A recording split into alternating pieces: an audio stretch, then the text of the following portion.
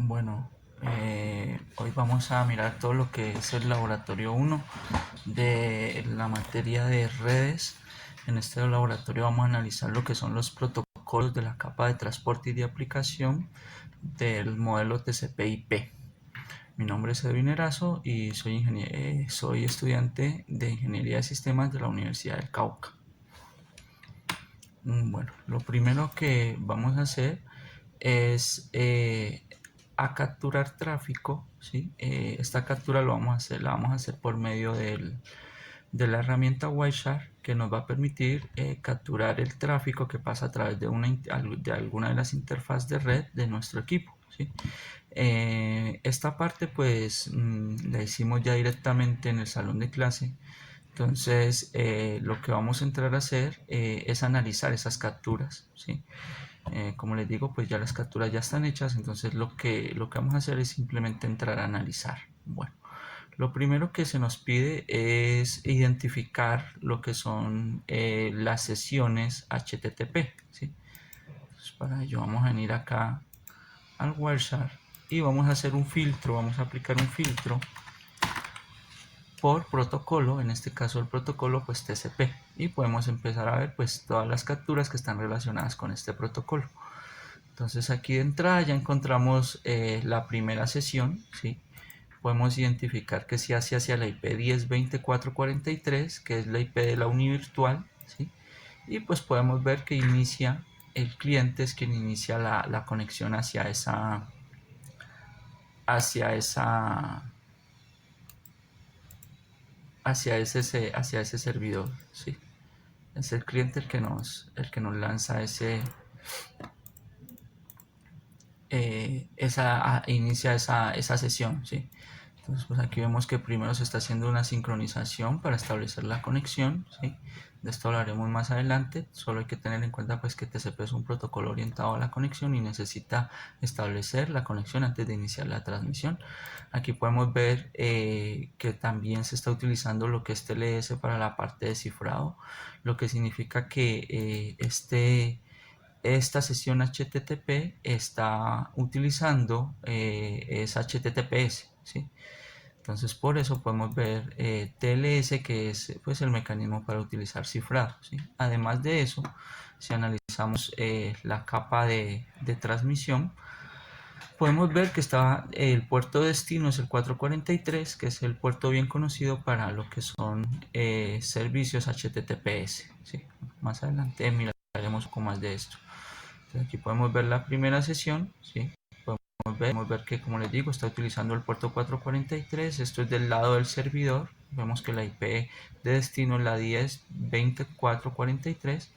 Y pues sabemos que está utilizando HTTPS, primero pues porque tiene el cifrado y segundo porque está escuchando en el puerto 443. El demonio de este servidor está escuchando ahí, se está escuchando en este puerto y por eso está utilizando el HTTPS. Podemos deducirlo por ello.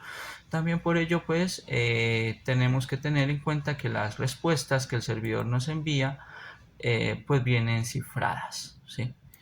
Entonces no vamos a encontrar los datos en texto plano, ¿sí? No hay forma de hacerlo.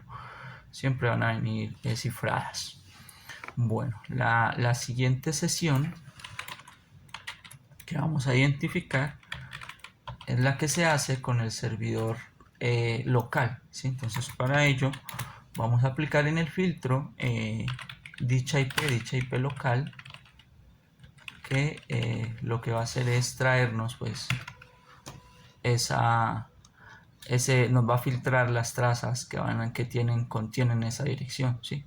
Entonces nuevamente aquí vemos, si estamos viendo que empieza la sincronización, nuevamente pues estamos trabajando sobre TCP. Entonces se está utilizando el mecanismo de 3 vías para establecer la conexión. Ya más adelante hablaremos de este mecanismo. Podemos ver, aquí sí ya podemos ver el protocolo HTTP, ¿sí? Y podemos ver su contenido porque en este caso este servidor local no está utilizando HTTPS sino HTTP, ¿sí? Entonces nuevamente la diferencia, pues la principal diferencia que encontramos es que nuestro destino en este caso ya no es el 443 sino el puerto 80, que es el puerto en el cual escucha el demonio que recibe las peticiones HTTP, ¿sí? Podemos ver también pues que el tráfico está viajando, ¿sí? Si podemos ver acá, podemos ver que se puede, no está cifrado, ¿sí? Podemos ver que no va cifrado. Esta es la solicitud que se hace y la respuesta la tenemos aquí, ¿sí? Entonces lo mismo, vamos nuevamente, esta vez el puerto de origen es 80 y el de destino pues es el de nuestro cliente, el de nuestro computador. Y podemos ver que la respuesta, aquí está, como les decía, pues no viene cifrada, ¿sí? Viene en texto plano, por lo que estamos utilizando HTTP y no HTTPS. Bueno, con esto pues podemos ver las dos sesiones, ¿sí? Que se están iniciando. Hay algunos datos pues importantes que son como la IP de nuestro explorador o la IP de nuestro cliente, la IP de nuestro servidor, ¿sí? El protocolo que se usa, el número de puerto, ¿sí? Podemos verlo aquí. Bueno, aquí nos están preguntando quién inicia la sesión, ¿sí? Entonces pues si volvemos acá podemos ver que la sesión la inicia pues siempre el cliente, ¿sí? El cliente es el que hace la solicitud al servidor y por lo tanto es el que inicia la comunicación o la sesión HTTP. Como les dije, como se mencionó hace rato, pues ya lo primero es establecer la conexión y de ahí para allá pues se hace todo lo que es la transmisión hasta que se envían las señalizaciones de fin, ¿sí? Bueno, aquí pues ya entramos a analizar lo que es el mecanismo de 3 vías, ¿sí? Que lo que nos va a permitir es establecer la conexión entre el cliente y el servidor, ¿sí? ¿Por qué se debe hacer? Porque estamos utilizando el protocolo TCP, ¿sí? Este protocolo TCP es un protocolo orientado a la conexión, lo que significa que se requiere que primero se establezca la conexión para luego sí poder empezar con la transmisión de datos, ¿sí? Entonces vamos a ver cómo funciona o cómo lo podemos evidenciar acá, ¿sí? Vamos a hacerlo con...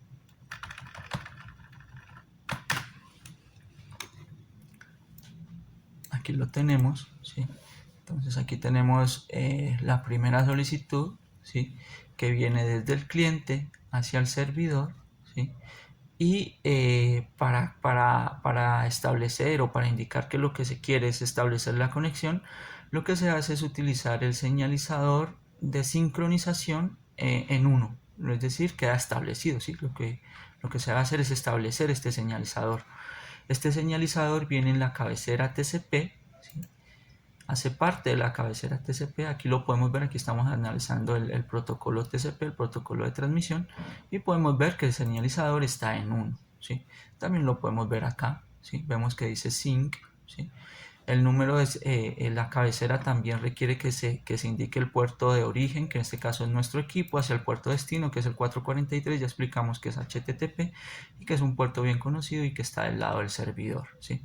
¿Qué más nos pide? El número de secuencia, en este caso el número de secuencia es 0, ¿sí? Y con eso se hace la primera solicitud del cliente al servidor. Luego vamos a ver que el cliente nos responde, aquí lo tenemos. Entonces nuevamente nos manda, esta vez los puertos se invierten, ¿sí? Y nos responde también con el señalizador sin establecido. Además de que el señalizador ACK también va establecido. ¿Por qué? Porque es una confirmación, ¿sí?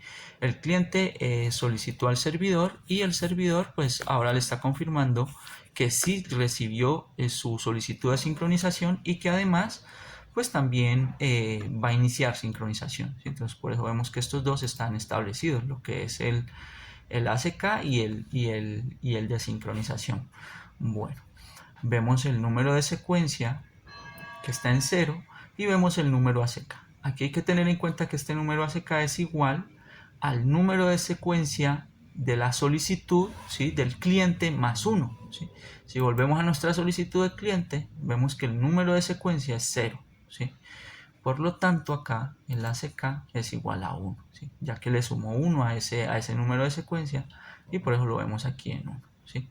Bueno, el siguiente paso es pues la confirmación que hace el cliente de que sí recibió la sincronización ya esta vez desde el servidor, ¿sí? Este sería, por así decirlo, el tercer paso. Vemos que nuevamente los puertos, pues aquí en este caso se invierten, ¿sí? Porque ahora la comunicación arranca desde el cliente hacia el servidor. Vemos que nuestro número de secuencia es 1, se incrementó en 1 porque la primera solicitud que hizo el cliente venía en 0, el número de secuencia, entonces pues simplemente aumentó a 1, ¿sí? Bueno. Vemos también que ya no viene el de sincronización, la bandera o el señalizador de sync ya no está establecido, sino que está establecido es el señalizador de ACK, ¿sí? Y aquí vuelve y ocurre lo mismo con el número de ACK. Este número de ACK es igual al número de secuencia que nos envió en este caso el servidor más 1. Entonces si volvemos al número de secuencia del servidor nos damos cuenta que el número de secuencia era 0, ¿sí? Al aumentarlo en 1 pues ya lo podemos ver acá, ¿sí? Aquí está. Y con esto pues se completa el mecanismo de 3 vías, ¿sí? En pocas palabras, aquí ya está establecida la conexión entre los dos extremos y pues ya se puede iniciar con toda la transmisión de datos. Bueno, volviendo acá, pues lo siguiente es mirar o evidenciar cómo se cerró la sesión, ¿sí?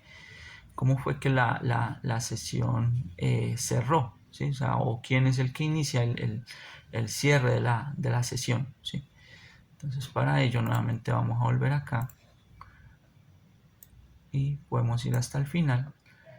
Y aquí vemos pues que quien inicia el cierre de la sesión en este caso es nuestro servidor, ¿sí?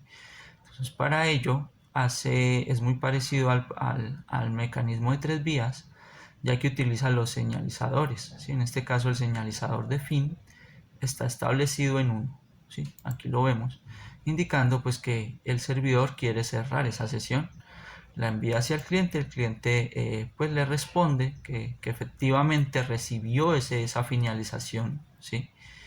Y lo hace enviando, mira, aquí vemos que el número de ACK con el que envió el servidor es el 4537 y acá vemos que se utiliza ese número para el número de secuencia, además de que el número de secuencia se incrementa en 1, perdón, el ACK que se envía se incrementa en 1, ¿sí? Aquí, bueno, no tenemos más captura, pero falta un paso que es donde el cliente envía la señalización de fin, ¿sí? Hacia el servidor. Entonces esto sí, pues sí lo podemos ver acá. Aquí vemos que el servidor envía, ¿sí? El cliente le confirma y el cliente luego envía su señalización de fin y por último el servidor le dice, sí, ya podemos cerrar esta sesión, ¿sí? Bueno.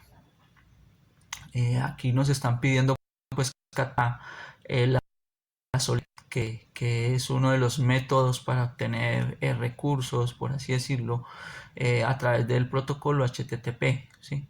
El otro método pues es POST, ¿sí? Tienen algunas diferencias, pero ambos sirven para lo mismo. Entonces vamos a analizar esta captura.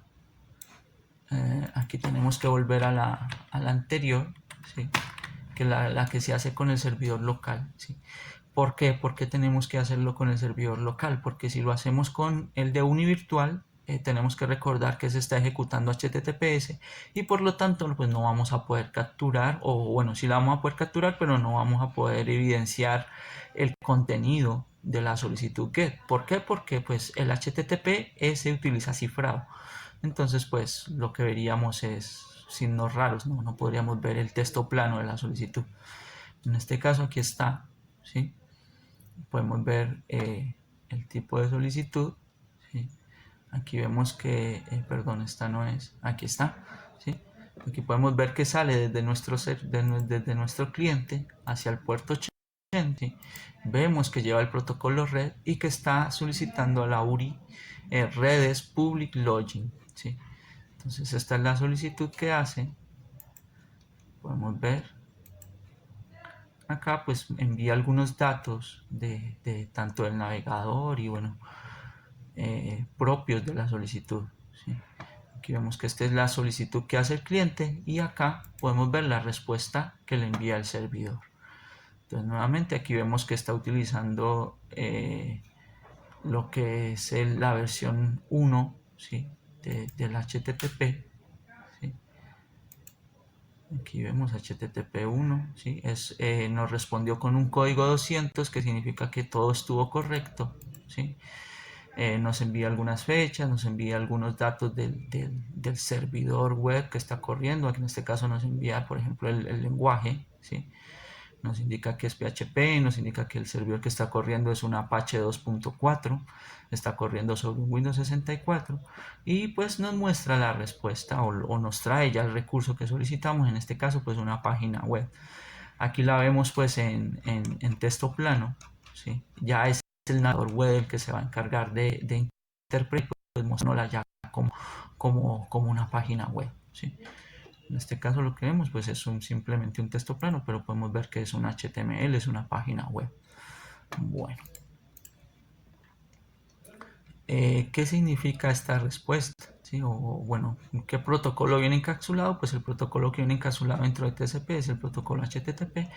¿Y qué significa? Bueno, aquí estamos trayendo lo que les mostraba, la versión 1, el método de solicitud es GET, como les dije, otro método que es el POST, la solicitud URI, aquí pues en este caso viene vacía porque lo estamos haciendo sobre el de la biblioteca, ¿sí? Si aquí estuviéramos la información del servidor local, lo que veríamos pues es la URI completa, ¿sí? El idioma es español. Y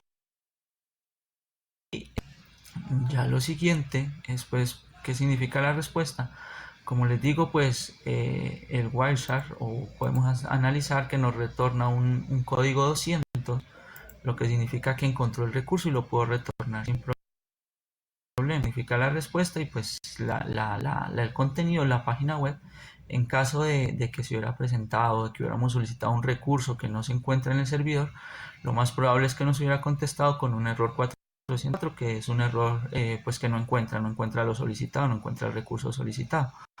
O si se encuentra algún error, si hay algún error interno en el servidor, podríamos obtener aquí un error en el rango de 500, ¿sí? Que ya son errores internos del servidor. En este caso pues todo fue bien y por lo tanto lo que obtuvimos fue un código 200 pues con la información de la página web. Bueno, lo siguiente que vamos a hacer es entrar a analizar el tráfico FTP, ¿sí? Teniendo en cuenta que FTP es un protocolo para la transmisión de archivos, ¿sí? Entonces lo primero que vamos a hacer es mirar qué tipo de captura. Aquí tenemos la primera. Esta se hizo por medio de la línea de comandos, utilizando el comando FTP de la línea de comandos. Entonces aquí podemos ver la primera solicitud, pues se hace cuando yo escribo el comando, doy enter y el servidor me responde con esto, ¿sí? Me responde con esta traza y podemos ver pues que nos manda, nos dice que ya está listo, que está escuchando, ¿sí? Y nos manda la versión del FTP que tiene instalado o del, por así decirlo, el demonio, ¿sí? Aquí vemos que el demonio o el puerto que de origen o al puerto que se está conectando es el puerto 21, que es un puerto bien conocido para FTP. Este es el puerto pues, de nuestro equipo, de nuestro cliente, y pues con esto inicia la comunicación. Lo siguiente que nos pide pues es ya lo que es toda la parte de logueo, ¿sí? Entonces aquí podemos ver que nos pide la parte de logueo y se le envía que se va a trabajar con un usuario anónimo, ¿sí? Aquí nos está pidiendo el password, vemos que el servidor nos dice por favor especifique el password, ¿sí? Y el cliente pues envía dicho password hacia el servidor, ¿sí? Aquí está, common packs, y se inicia ya pues lo que es la parte del login, ¿sí? De aquí para abajo pues ya es todo la ejecución de comandos, ¿sí? Como podemos ver todo se está moviendo sobre el puerto 21, ¿sí? Pero tenemos que tener en cuenta también que el FTP maneja dos modos, ¿sí? Lo que es el modo pasivo y el modo activo, ¿sí? En el modo activo se realiza una comunicación, se establece una conexión TCP y se cambia el puerto del servidor por un puerto especial que es para la transmisión de datos, así también como el puerto del cliente, ¿sí? En el modo pasivo se asignan puertos diferentes entre ambos, ¿sí? Entonces primero pues vamos a analizar el modo activo. Entonces lo que vamos a hacer un filtro por data y pues por ejemplo aquí podemos ver, ¿sí? Fácilmente aquí podemos ver lo que les indico. Como estamos aquí en modo activo, el puerto ahora ya no es el 21 que es el del FTP, sino el puerto 20 que es el que utiliza para la transmisión de datos en modo activo, ¿sí? Nuestro puerto destino también cambió y podemos ver acá, podemos ver aquí, pues en este caso esta transmisión de datos, pues en este caso lo que se solicitó fue un listado del directorio, en este caso el directorio Windows documentos, y pues esta es la respuesta del servidor, ¿sí? Entonces damos cuenta que trabaja con el puerto 20. Acá abajo podemos ver también lo que es, aquí esto ya es la transmisión del documento, por ejemplo aquí esto ya es un documento, el documento es liberar espacio look, ¿sí? Nuevamente sobre el puerto 20, ¿sí? Listo. Esto es pues en el modo activo, ¿sí? Bueno, aquí también podemos ver el setup método sport que nos está indicando que es modo activo y podemos ver, ahora vamos a ver pues lo que es por medio del modo pasivo, que es esta otra captura que se hace pues esta vez ya no se está utilizando el la línea de comandos, sino el explorador de archivos de Windows, ¿sí? Entonces podemos ver que es lo mismo, se hace la conexión, es muy similar, ¿sí? Se especifica en una que otra cosa, aquí por ejemplo podemos ver el password, ¿sí? Se envía de esta manera, vemos que nuevamente se sigue conectando al puerto 21, obviamente es el puerto bien conocido para FTP y los procedimientos se puede decir que prácticamente son los mismos, no hay mucha diferencia, ¿sí? La diferencia aquí pues podemos indicar que es la parte del modo pasivo, ¿sí? Entonces vamos a mirar el modo pasivo. Para ello pues filtramos la data del protocolo FTP, ¿sí? Entonces aquí vemos que esto nos está trayendo por modo pasivo, ¿sí? Entonces aquí lo mismo, estamos solicitando o se solicitó el contenido del directorio, en este caso el directorio raíz, y pues para traerlo el servidor utilizó el modo pasivo. Aquí lo vemos, setup método pasivo. Si miramos nuestros puertos, vemos que los puertos han cambiado, ¿sí? Entonces, ¿por qué? Porque en el modo pasivo lo que se hace es asignar números de puerto especiales pues para ese modo, para empezar la transmisión de datos. Entonces aquí podemos verlo, ¿sí? Podemos ver también, por ejemplo, esto ya es esto es recuperación del archivo. Podemos ver nuevamente que va por modo pasivo, ¿sí? Y podemos ver que se manejan diferentes puertos, ¿sí? Bueno, entonces con esto pues miramos lo que es la captura del protocolo FTP. Bueno, intentamos hacer, bueno, aquí estamos hablando del modo pasivo, ¿sí? Y pues ahora pues ya aquí está hablando lo de la finalización de la sesión, ya indicamos cómo ocurre. Se intentó hacer captura por medio del FTP, del cliente FTP FileZilla, pero no nos fue posible hacerlo, no nos permitió el FTP. Aquí miramos la captura de esta aplicación, donde nos indica que al parecer el posible error es que la aplicación o el FileZilla intenta iniciar autenticación por TLS y el servidor FTP de la Unicauca pues no soporta este comando, ¿sí? Bueno, lo siguiente que vamos a entrar a analizar es la parte del DNS, ¿sí? Entonces aquí en la parte del DNS pues tenemos que tener en cuenta que este servicio o esta aplicación, este DNS lo que nos hace es traducir una dirección IP, perdón, un dominio a su respectiva dirección IP, o bueno, también viceversa, nos permite traducir una dirección IP hacia un dominio, ¿sí? Bueno, entonces aquí podemos ver la solicitud. Hay que tener en cuenta que Esta solicitud DNS se hace por medio del protocolo UDP, ya no estamos utilizando TCP. ¿Cuál es la principal diferencia entre UDP y TCP? Es que UDP no es orientado a la conexión, lo que significa que no establece una conexión entre los extremos para poder transmitir, simplemente transmite. ¿Sí? No es necesario ese paso previo, no es necesario utilizar el mecanismo de las 3 vías, simplemente se hace la transmisión y ya. ¿Sí? Bueno, entonces podemos ver pues algunas capturas. ¿Sí? Aquí nos preguntan algo sobre las longitudes. Podemos ver que la longitud del protocolo o del datagrama es 36, pero la carga o la data es de 28. Por lo tanto, la cabecera tiene un total de 8 bytes. Esto está en bytes. ¿Sí? Más acá abajo también nos lo muestra. ¿Sí? Podemos ver la respuesta que nos hace el DNS. ¿Sí? Miren que aquí nuevamente acá utilizaba el puerto destino, es el 53, que es el puerto bien conocido para este servicio, para el servicio de DNS. Y acá podemos ver que se invierte porque la respuesta del servidor nos está contestando. Vemos que es más larga. ¿Sí? Vemos el payload es mucho más grande, acá es de 44, acá era un payload de 28. ¿Sí? Si no estoy mal. ¿Sí? Mucho más grande la respuesta. Y podemos ver además que la respuesta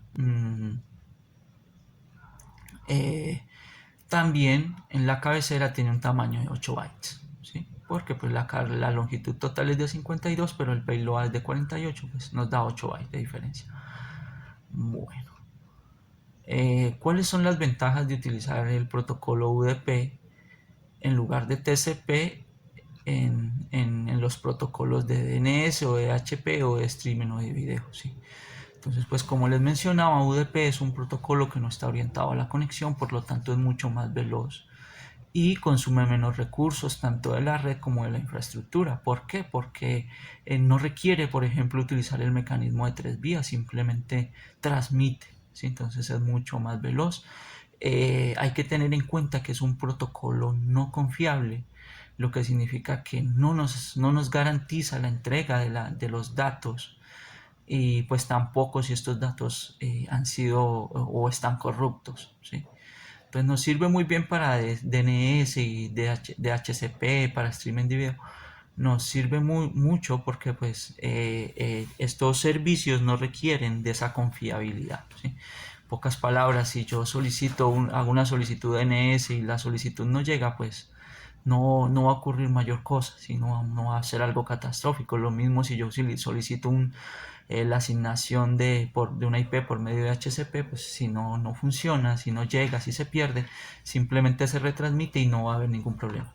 Lo mismo ocurre con los streaming de audio y video, donde perder algunos datos, algunos paquetes, no implica mayor problema, ¿sí? Algunos, ¿no? Entonces lo que ocurre en estos casos pues es lo que vemos, que se pixela un poco la imagen, pero el streaming continúa, no se va a detener ni nada, ¿sí? Entonces pues esas son las ventajas de utilizarlo, ¿sí? La velocidad y pues el mejor aprovechamiento de los recursos de la red. Acá nos pregunta pues que cuáles son los beneficios de utilizar TCP en lugar de UDP ya para protocolos como POD, SMTP y FTP. ¿Sí? Entonces pues tenemos que tener en cuenta lo primero, la finalidad de estos protocolos como el POD y el SMNP, que son protocolos de correo. ¿Sí?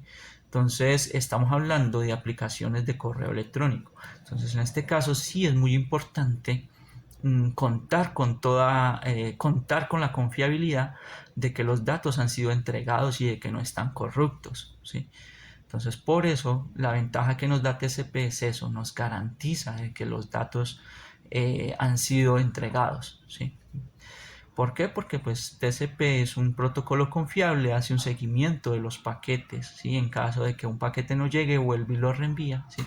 Entonces pues esto implica un poco más de procesamiento, pero ganamos en confiabilidad, que es lo que necesitan estas aplicaciones, ¿sí? No sería bueno que un correo llegue a cierta parte y otra parte se pierda. Lo mismo si estoy trabajando con conexiones remotas, por ejemplo con un SSH. Si yo envío un comando y este comando pues me llega a una parte y otra parte no llega, pues eso sería fatal, porque pues yo necesito ejecutar el comando completo. Bueno, entonces pues básicamente eso es todo. Con esto pues terminamos toda esta parte del laboratorio.